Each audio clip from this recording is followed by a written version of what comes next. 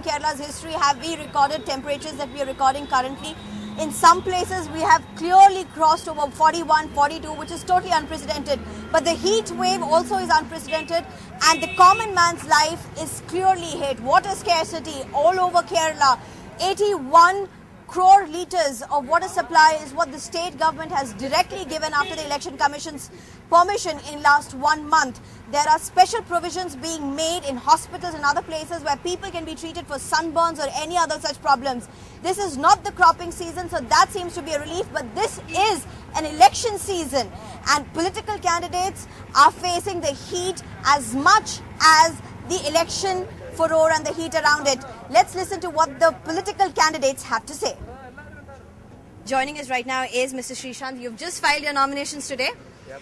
And of course, it's your first nomination. But let me ask you first, how are you beating the heat? Already you're sweating. No, I'm fine with it. You do sweat in the heat, but I'm enjoying the sun. I love the sun, and whenever I used to play cricket, I used to always say I prefer a sunny day rather than a off day. So I'm very happy with the heat. It's just actually it's increasing every day. In fact, today it's 4 more degrees Celsius. So unprecedented alert, heat wave alert also across Kerala. Are you adjusting your campaigns accordingly so that in the afternoons you're not out? Not really. We have been we have been starting our campaigning around 6:30, and it goes on till 3.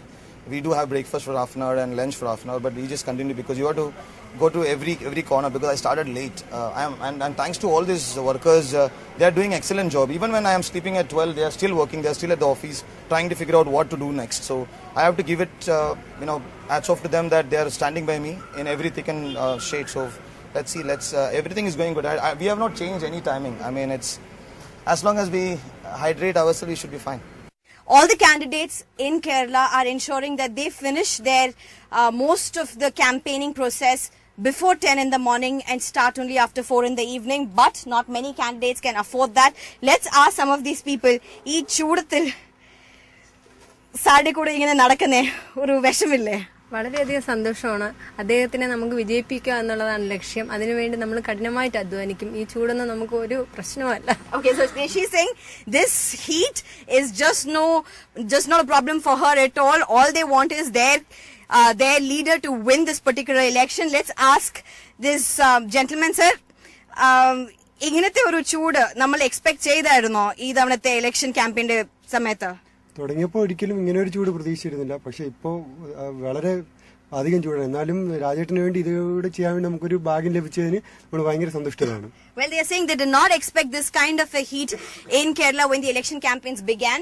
But despite that, when they are doing what they are doing for their leader, it's only a privilege for them, for their party workers, to ensure that there will be just nothing which will come in the way during the campaign trail of their leader in this particular constituency. With camera person SP Babu, Sneha Koshi from Thiruvananthapuram.